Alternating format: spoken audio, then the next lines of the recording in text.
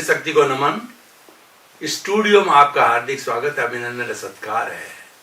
सनातन सत्य इस कार्यक्रम के अंतर्गत हम आपको दृष्टि विज्ञान देते हैं, रियल पुरुषार्थ की बात बताते हैं, क्योंकि हम आपको जीवन की अल्टीमेट रियलिटी, अल्टीमेट ट्रुथ की वास्तव में सच्चाई क्या है वो बताना चाहते हैं। उसमें हमने कुदरती रचना और कुदरत के कानून का सहारा लिया है।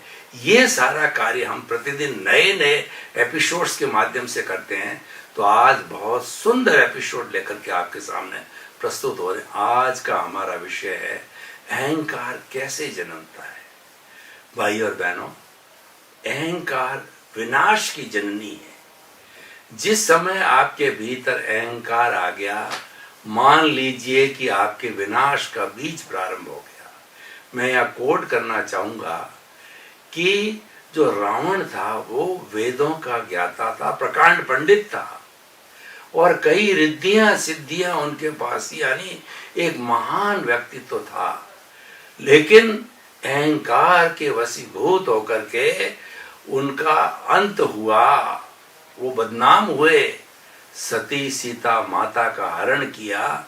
और आज उस अहंकार के वशीभूत कितनी शताब्दियां हो गई है कि उसका पुतला जलाया जाता है, कि बुराई पर भलाई की जीत कह के जलाया जाता है। राम की जीत रावण पे जीत के नाम से, यानी एक अवगुण के कारण शताब्दियों से जो है वह जो है बदनाम हो गया। इसीलिए अहंकार को जन्मने मत दो। अब ये अहंकार जन्मता कैसे है, ये हम आपको बताना चाहते हैं, क्योंकि बताए बिना आपको कैसे मालूम पड़ेगा कि वो कौन कौन से उद्गम स्थल है, कौन कौन से सोर्स है जहां से अहंकार जन्मता है। तो हमारे वो धार्मिक ग्रंथों के अंदर 8 तरह के मद बताए गए हैं। जाति, कुल, बल, ज्ञान, ऐश्वर्य, रूप, समृद्धि, ये 8 तरह के जो हमारे मद हैं, इनसे अहंकार पैदा होता है। वो लोग धन्य हैं, वो लोग महान होते हैं कि ये उनके पास होने के बावजूद भी वो अहंकारी नहीं होते हैं। जैसे आप लीजिए कि जाति, मैं बड़े कुल में जन्मा हूं, मैं मंत्री के यहाँ जन्मा हूं। पुराना समय देखे तो मैं राजा का बेटा हूं, ब्राह्मण का बेटा हूं, पनिया का बेटा हूं। इस तरीके से अलग अलग जो जातियों के जो है व्यक्ति मद करके वो अहंकार करने लग जाता है। और अहंकार में क्या होता है कि व्यक्ति दूसरे अपने साथी लोग होते हैं, समकक्ष लोग होते हैं, कुछ गिनता नहीं है, वह सुपीरियरिटी कॉम्प्लेक्स के अंदर चला जाता है। और अहंकार में एक बुराई है, एक चंडाल चौकड़ी है हमारी भारतीय ग्रंथों के अनुसार, कि क्रोध, अहंकार, माया, लोभ, ये चंडाल चौकड़ी है। इनके बीच के अंदर एक पक्का पैक्ट है, एग्रीमेंट है कि अगर एक चला गया तो पीछे 3 बैकडोर एंट्री से बिना किसी परमिशन लिए, बिना कोई जानकारी के ऑटोमेटिकली आएंगे। मैं आपको उदाहरण देता हूं कि मान लीजिए किसी व्यक्ति के पास में बहुत धन बढ़ गया, तो धन बढ़ने से क्या होगा, उस व्यक्ति की अगर कोई अवहेलना करेगा, कोई बात काटना चाहिएगा, उसको क्रोध आया जाएगा। तो देखिए अहंकार के साथ क्रोध आया। अच्छा, और उसके बाद जो है अहंकारी व्यक्ति अपने आप को इतना बड़ा समझता है कि किसी को कुछ बोल देता है, किसी को कुछ बोल देता है। हस्बैंड वाइफ को अलग अलग बात बोल करके, माया करके, और उनको लड़ा दिया। पार्टियों के बीच में माया करके लड़ा दिया, मिसअंडरस्टैंडिंग पैदा कर दी उसने, अहंकारी व्यक्ति ने। वो मिसअंडरस्टैंडिंग सारी माया है, वो लड़ा दिया। और देखिए कि जो अहंकारी व्यक्ति होता है और किसी चीज का अहंकार करता है, धन का या जो भी चीज उसके पास होती है, पद का, प्रतिष्ठा का, तो क्या होता है कि उसका लोभ बढ़ जाता है। जहां लाहा तहां लोभा, जहां लाभ होता है वहां लोभ ऑटोमेटिकली बढ़ जाता है। तो लोभ बढ़ गया, इसका मतलब वो और जो है उसको चाहे धन हो, चाहे पद हो, चाहे प्रतिष्ठा हो, और अधिक पाने का कोशिश करेगा। ये सारी चीजें एक दूसरे से जुड़ी हुई होती है। अहंकार ना करना, अगर आपके पास कुछ भी है, अहंकार ना करना बहुत बड़ा गुण है, लेकिन फिर भी अगर आता है तो उसको शमन करना चाहिए, दबाए रखना चाहिए। तो हम बात कर रहे थे 8 मद की। तो मद के अंदर कुल का, जाति का और बल का। मैं इतना बलशाली हूं, मेरे बराबर कोई बल वाला नहीं है। मैं इतना ज्ञानी पुरुष हूं कि मेरे बराबर कोई ज्ञानी नहीं। मेरे इतना रूप है कि जो है मेरे सामने जो स्वर्ग की अप्सरा भी नहीं टिकती है। मेरा ऐश्वर्य समृद्धि देखो कि कितनी बड़ी समृद्धि है। मेरे समान किसी के पास में इतनी समृद्धि, इतनी पद प्रतिष्ठा, धन दौलत नहीं है। इस प्रकार ये उद्गम स्थल है अहंकार के, वहां से अहंकार जन्म लेता है। देखिए, आपको जो कुछ भी मिलता है वो आपके पूर्व जन्म के जो आपने अच्छे कौज डाले हैं, जो पुण्य का संचय किया है, उसी का ही इस जन्म के अंदर उदय या गीता की भाषा में प्रारब्ध होता है। नो डाउट, क्योंकि वो आपका अर्न किया है, आपको मिलेगा, कोई रोक नहीं सकता है। परंतु क्वेश्चन ये है उसके मिलने से क्या प्रतिक्रिया होती है, वो मुख्य बात हो गई है। आपको था, मिल लिया, आपने भोग कर लिया, अब आपका ऐश्वर्य है, आपका पुण्य है, कौन रोकने वाला है। लेकिन उसको आपने अगर दुरुपयोग किया, उस पर प्रतिक्रिया की, उसके साथ जुड़ गए, तो फिर नया अहंकार पैदा हो गया है और वह पैदा नहीं होने देना है। ये मुख्य बात है।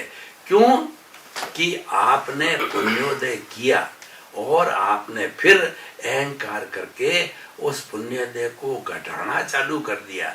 देखिए, एक ये लॉ ऑफ द नेचर है कि पुण्योदय को भोगने से तो पुण्य खर्च होता ही है, पर पुण्योदय से आपने पापकारी प्रवृत्ति प्रारंभ कर दी तो आपका पुण्य घटता है। कैसे घटता है, मैं उदाहरण देता हूं। उदाहरण कहानियां, मुहावरे इत्यादि से वस्तु गागर में सागर भरा जाता है, बहुत जल्दी स्पष्ट हो जाती है। एक बड़ा घास का गट्ठर है, उस गट्ठर के नीचे आपने एक छोटी सी दिया स्थाई जला दी, तो धीरे धीरे वो घास का गट्ठर है, वो घास का पूरा समाप्त हो जाएगा, जल जाएगा। घास का गट्ठर आपका पुण्योदय है, मान लीजिए पुण्य है, इतना पुण्य संचय है, और वो चिंगारी एक पाप के रूपी है। छोटी सी चिंगारी से, पापकारी प्रवृत्ति से वो धीरे धीरे पूरा जल जाता है। तो देखिए, हर जो है पापकारी प्रवृत्ति के साथ पुण्य खर्च होता है। जो भोगते हैं वो तो खर्च होता है, होगा ही, क्योंकि ये उदय और प्रारब्ध तो ये तो भोगने की चीज, तो हिसाब है। जितना जितना उपयोग में लेते रहोगे उतना समाप्त होता रहे, क्यों तो जड़ है, ये नाशवान है, ये भोगने वाली चीजें हैं, और भुगतान है आपका, आपको अच्छा बुरा मिलेगा ही, क्योंकि आपका ही जो अर्न किया हुआ है, ये ध्वनि की प्रतिध्वनि है। पिछले जन्म में ध्वनि की थी, आज जन्म में प्रतिध्वनि होती है। कैसे होती है, देखिए, आप एक खुले कुएं के पास चले गए और खुले कुएं पे आपने एक जो आवाज लगाई कि तुम चोर हो, भीतर से प्रतिध्वनि आएगी, तुम चोर हो। और आपने आवाज लगाई, तुम बहुत सज्जन व्यक्ति हो, भीतर से आवाज आएगी, तुम बहुत सज्जन व्यक्ति हो। यानी पूर्व जन्म के अंदर हमने जो जैसा जो इको किया है, जो ध्वनि किया है, इसी जन्म में वो इको के रूप में प्रतिध्वनि हमको पुण्य पाप के रूप में मिलती रहती है। तो हम बात कर रहे थे कि अहंकार कहाँ से जन्मता है, और अहंकार को जीवन में स्थान नहीं दिया जाना चाहिए, क्योंकि वो हमारे पुण्य को घटाएगा। पुण्य को घटाया नहीं, घटाएगा तो है ही, लेकिन साथ साथ के अंदर नए जो है ना, हम बीज डाल देंगे, हम नया चार्जिंग कर देंगे, वो अगले जन्म में जाकर के फिर जो है वो द्रव्य कर्म के रूप में डिस्चार्ज होगा। तो फिर क्या हुआ, हम जो है ये जन्म जन्मांतर की साइकिल चलती रहेगी, हमें इसको चलाना नहीं है। इस जन्म जन्मांतर की साइकिल को रोकना है। तो हम रोकें कैसे? इसको रोकने की पहली बात तो हमने ये कही आपसे कि आपके जो भोग चल रहा है उसके साथ जुड़ो मत, क्योंकि हमने आपको एक सिद्धांत दिया, एक यूनिवर्सल ट्रुथ दिया, एक सार्वभौम सत्य बताया, आपको लॉ ऑफ द नेचर बताया, आपको सनातन सत्य बताया कि मन वचन और काया से जुड़ी हुई हर वस्तु वह अवस्था मात्र है, और अवस्था जो है उसकी कोई रचना करने वाला नहीं है, वह तो व्यवस्थित है, वह नाशवान है, वह जड़ है, वह समाप्त होने वाली है। और ये तो जो है ऑलरेडी पूर्व का जो है एक संचित कर्म है जो कि उदय और प्रारब्ध में आया है, उसमें आपकी कोई स्वतंत्रता नहीं है और आपको एक अतिरिक्त सांस लेने की भी स्वतंत्रता नहीं है। वो तो ऑटो मोड से चलता है, वो तो मैकेनिकल है, इसलिए ऑटो मोड से चलता है। तो उसमें आपका क्या पुरुषार्थ है? तो आपका पुरुषार्थ किसमें है? तो हम करें क्या? जब हमें इस ऐसी स्थिति पैदा होती तो हमें करना क्या चाहिए? वो उसको बोलते हैं रियल पुरुषार्थ। आप अगर उसके साथ में जुड़ते हो तो वो तो अज्ञान है, क्योंकि स्वतंत्रता नहीं है, फिर भी टांग अड़ाते हो। आपकी मोटरसाइकिल चल रही है या साइकिल चल रही है, आपको पता है कि इसमें टांग अड़ाई या लकड़ी डाली तो वो टूटेगी, तो वो आप टूटने का काम कर रहे हो, मतलब आप अज्ञान के साथ में अज्ञान को बढ़ा रहे हो।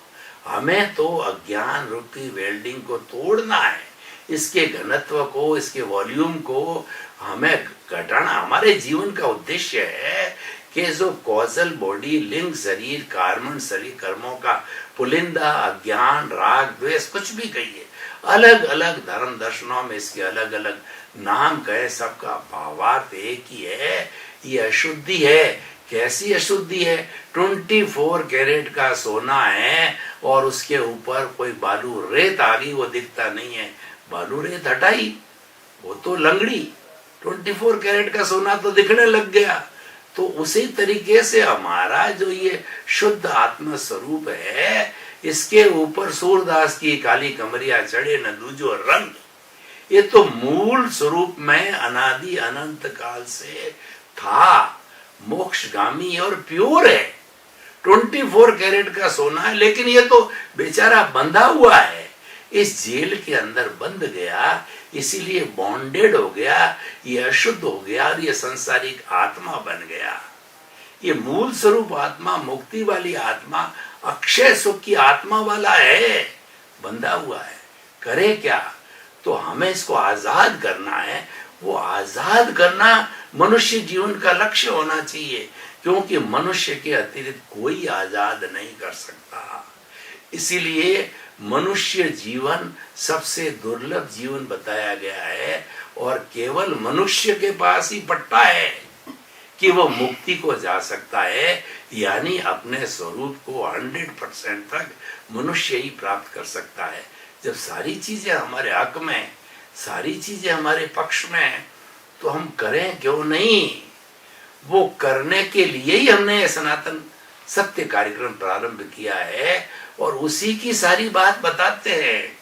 वो करने का रियल पुरुषार्थ बताते हैं। रियल पुरुषार्थ एक ऐसा शॉर्टकट है, एक ऐसा हाई जंप है, एक ऐसी लिफ्ट है, एक ऐसी हवाई जहाज है कि सीधी जोधपुर से चेन्नई उतारती है 1.5 घंटे के अंदर। लोकल ट्रेन 52 आवर्स में जाती है, एक्सप्रेस ट्रेन भी इतनी दूर जाती है। हम तो आपको सीधा रास्ता बताते हैं। कौन सा रास्ता? ये सनातन सत्य रास्ता है, सीधा प्रभु से जोड़ता है। नो वाया मीडिया, नो दलाल, नो मीडिएटर। उसको हम कहते हैं रियल पुरुषार्थ, उसको कहते हैं हम दृष्टि विज्ञान। जैसी दृष्टि वैसी सृष्टि। आपकी दृष्टि इधर है, यानी संसार की तरफ है, मनोरंजन की तरफ है, उसको आत्मरंजन की ओर कर लो। क्या किया आपने? कोई कार्य नहीं करना, कोई एक्टिविटी नहीं करना है, दृष्टि को बदलना है खाली। चिंतन को बदलना है, सोच को बदलना है, समझ को खुला करना है। हमारे इस दृष्टि विज्ञान में, इस मुक्ति के मार्ग में करना कुछ नहीं है, मात्र समझना है। समझना क्या है? समझना यह है कि भीतर में जो प्रभु बैठा है उसको रियलाइज करो। उसी का नाम, बड़ा छोटा सा नाम है, सेल्फ रियलाइजेशन।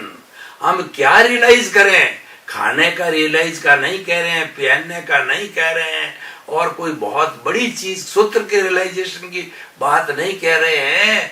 हम तो कह रहे हैं कि खुद को पहचानो, अपनी पहचान करो, मैं कौन हूं उसकी पहचान करो। आपने कर ली, बड़ी सीधी सी बात है वैसे तो, आपने कर ली तो फिर दुनिया में आपको करना कुछ भी शेष नहीं है, क्योंकि दुनिया में सबसे कठिन कार्य है खुद की पहचान करना, अपने आप से वार्ता करना, अपने आप को जानना, और जो है सेल्फ रियलाइजेशन, इंट्रोस्पेक्शन, आत्मनिरीक्षण, आत्म परीक्षण करना। उसके लिए हमने आपको ये सारी बातें बताई है। तो भाइयों और बहनों, हमारा जो आज का एपिसोड है कि जो है हमारा अहंकार कहाँ से जन्मता है, वो सोर्सेज, वो उद्गम, वो स्थान हमने आपको बताए। तो आप अभ्यास कीजिए। देखिए, दो तरह की चीजें होती है। एक तो होती है नैसर्गिक, हम जन्म से लेकर के आते हैं। कुछ ऐसे वैरागी सन्यासी साधक होते हैं जो पिछले जन्म से क्षोभ सम पुण्योदय साथ लेके आते हैं। तो ऐसे लोग जो है निरंकारी होते हैं। चाहे उनकी कोई कितनी प्रशंसा करे, चाहे उसको किसी बड़े पद पर बिठा दिया जाए, चाहे कोई प्रतिष्ठा दे दी जाए, कभी वो अहंकार नहीं करते हैं, क्योंकि वो जानते हैं कि हमारा विनाश होगा तो इसी अहंकार के कारण होगा। तो ऐसे लोगों से हमें शिक्षा लेनी चाहिए। हम गृहस्थी हैं तो हम भी अपना विकास चाहते हैं। और वैसे देखिए, हमारे भारतीय जो संस्कृति है उसमें जो 4 आश्रम हैं, ब्रह्मचर्य आश्रम, गृहस्थ आश्रम, वानप्रस्थ आश्रम और संन्यास आश्रम, इन चारों आश्रम में से सबसे कठिन गृहस्थ आश्रम है, क्योंकि गृहस्थ आश्रम में आदमी की परीक्षा होती है।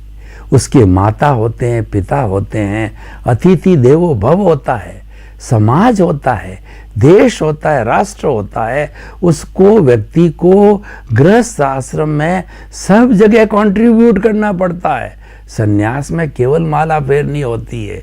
वानप्रस्थ में होता है व्यक्ति केवल एक ही ध्येय होता है, समाज की सेवा करो, कुछ अपने लिए करो, उसकी मिक्स्ड दिनचर्या होती है। ब्रह्मचर्य आश्रम तो आनंद का जीवन होता है, सिवाय पढ़ाई लिखाई कुछ नहीं होता है।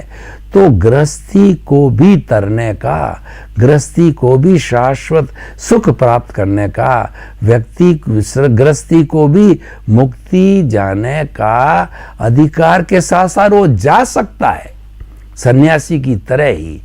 तो वो पॉसिबल कब है कि हम अगर वेदांत की भाषा में बात करें तो राजा जनक जो कि सीता के पिता थे, वैसा विदेह बनना पड़ेगा। हम अब आपको वह युक्ति बताते हैं, फॉर्मूला बताते हैं, सूत्र बनाते हैं, जिससे कि हमारे पास सब कुछ होते हुए भी हम निरंकारी कैसे हो सकते हैं। भारत के प्रधानमंत्री बन गए, राष्ट्रपति बन गए, फिर भी निरंकारी कैसे रह सकते हैं, जबकि एक छोटा सा व्यक्ति इतना जाता है। अधकल गगरी छलकत जाए, आधा भरा हुआ घड़ा ज्यादा छलकता है, पूरा भरा हुआ छलकता नहीं है, क्योंकि वो तो पूरा भर के संतुष्ट हो गया, वह निरंकारी रहता है। तो राजा जनक की हम बात कर रहे थे कि राजा जनक चक्रवर्ती राजा थे, 6 खंड के राजा थे, लेकिन फिर भी वो विदेही थे। वो वेदांत के रूप में वो जो है जीवन मुक्त थे, यानी हर क्षण जो है वो अनुभव करते थे, वेद विज्ञान करते थे। मैं अलग हूँ, शरीर अलग है, चक्रवर्ती बना, ये शरीर बना है। पुण्योदय के कारण इस जनक को जो है 6 खंड का राजा मिला है और सीता जैसी बेटी मिली है, पर मैं वो नहीं हूं। मैं तो शुद्ध आत्मा हूं, मैं तो अजर हूं, अमर हूं, अविनाशी हूं और मैं अजन्मा हूं। मैं अनंत ज्ञान, अनंत दर्शन, अनंत शक्ति और अनंत सुख का धाम, वो वैसा मैं हूं। ऐसा वो विदेह रूप में जो है वो चिंतन करते थे। निरंकारी रहने के लिए और अहंकार जन्म न ले, उसके लिए स्वामी विवेकानंद ने क्या कहा है, वो उसको जीवन में उतारो। जग माही ऐसो रहो, जो अम्बुज सर माही, रहे नीर के आश्रय, पर जल छुवत नाही। Remain in the world as a lotus remains in the mud. देखिए, दुनिया में ऐसे रहो कमलवत। कमल का फूल तो जो है वो कहना चाहिए मड, कीचड़ से बहुत ऊपर होता है, लेकिन कीचड़ के साथ में डंठल जड़ होती है, तो कीचड़ संतुष्ट हो गया कि मेरे साथ तो कमल जैसा इतना बड़ा प्रतिष्ठित जो है वो फूल निवास करता है। उसी तरह से आप घर के अंदर बहुत बड़े ज्ञानी या बहुत बड़े पद प्रतिष्ठा वाले होकर के घर में ऐसे रहो, घर वाले सब समझे, समाज वाले सब समझें कि हमारे साथ में है। नरेंद्र मोदी भाई की तरह इतने बड़े बड़े काम करते हैं, अहंकार लेश मात्र नहीं है। कितना बड़ा उदाहरण है कि इतने बड़े देश का प्रधानमंत्री होकर के निरंकारी है। मैं उसके कोई कहना चाहिए पार्टी माइंडेड व्यक्ति नहीं हूँ, उसके गुणों की प्रभावना करता हूँ। गुण कहीं से भी हो, एक छोटे बच्चे में भी गुण मिले तो हमें लेने चाहिए। देखिए, भगवान कृष्ण कितने गुणी थे कि बहुत से जो है लोग गए, द्रोणाचार्य गए या कोई और बड़े बड़े जो योद्धा वहाँ से निकले, तो एक सड़ा हुआ कुत्ता था, वो बहुत बड़ी जो है गंदगी मार रहा था, बदबू मार रहा था। सभी कोई न कोई प्रतिक्रिया करके और नाक बंद करके निकले। भगवान कृष्ण ने अर्जुन को कहा, देखो इस कुत्ते के दांत सिल्वर की तरह है, चांदी की तरह चमक रहे हैं।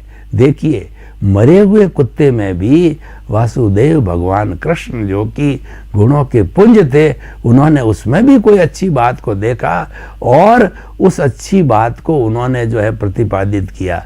तो हमारे कहने का अर्थ ये है कि हमें निरंकारी राजा जनक की तरह और कृष्ण, राम, महावीर, इन महापुरुषों की तरह जो है सब कुछ होते हुए भी जो है अहंकार नहीं करना, ये सीखना चाहिए, ये आर्ट सीखना चाहिए। और जब ये आर्ट हमारे को आ जाती है तो हम जीवन में सफलता को प्राप्त करते हैं। इसके सूत्र हमने कई बताए। एक आपको योग का सूत्र बताता हूँ, प्राणायाम का, कि देखिए निरंकारी कैसे बने। उसके लिए भारत में पैदा हुआ योग, जो कि आज अंतर्राष्ट्रीय योगा दिवस के रूप के अंदर जो है 2015 से लगातार हम जो 5-6 साल से 21 जून को पूरे विश्व के 210 कंट्री में प्रतिष्ठा प्राप्त कर ली है। यानी भारत को फिर धर्मगुरु देश बना दिया योगा ने। और 2 अक्टूबर महात्मा गांधी के जन्मदिन को पूरा विश्व के 210 कंट्रीज इन वर्षों के अंदर उसको अंतर्राष्ट्रीय 2005 से अंतर्राष्ट्रीय जो है वो अहिंसा दिवस मना रहे हैं। और वो महात्मा गांधी के जन्मदिन पर, क्योंकि महात्मा गांधी ने युद्ध के जैसी स्थितियां भी इतने बड़े अंग्रेजों के साम्राज्य को 200 साल पुराने की जड़ों को हिलाया अहिंसा के आधार पर। ये भारत को धर्म गुरु देश बनाता है। तो हम योग, उसी योग की बात करते हैं कि सामान्य रूप से मनुष्य है, जब मौज की मजे की स्थिति में होता है, स्ट्रेस स्ट्रेन फ्री होता है। आप घड़ी लेकर के बैठ जाइए कि एक्सहेल इनहेल, सांस लिया और सांस बाहर निकाला। इस स्ट्रोक को जो है वह 16 लेता है, लेकिन निरंकारी बनना है तो हम आपको बताना चाहते हैं 1 मिनट की 16 की सांसों को लंबा अभ्यास करके धीरे धीरे 16 से 10, 12, 8 कीजिए, आप निरंकारी बन जाएंगे। तो हम कुल मिला के ये बात कहना चाहते हैं कि अहंकार जीवन का विनाश करता है। निरंकारी बनिए, आपके प्रति मंगल भावना, शुभ कामना कि आपका जीवन आनंदमय हो, मंगलमय हो और आपने परिवार के साथ में आप शतायु होकर के परोपकार करके अपने जीवन को धन्य बनाए।